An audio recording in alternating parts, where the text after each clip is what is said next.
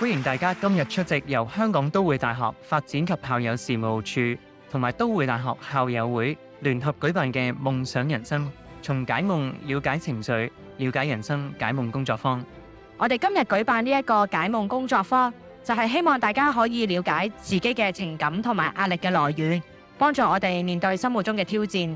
今日我哋好榮幸邀請到都會大學校友會會員總監兼解夢分析師周簡妮博士嚟做我哋嘅分享。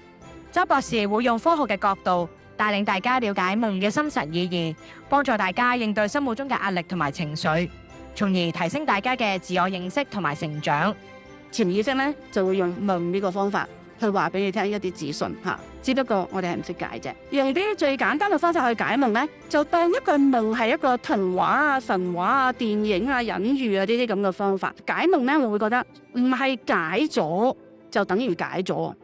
解咗之後你有個行動先係解咗。就噩夢係一啲未完成事項啊，想你去處理啊，想你去解啊，想你去解決。我又好中意睇到大家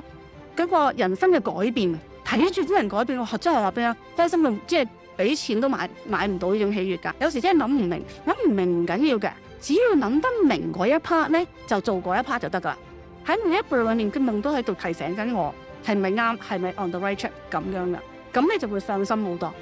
記住，無論你問邊個都係可以錯㗎，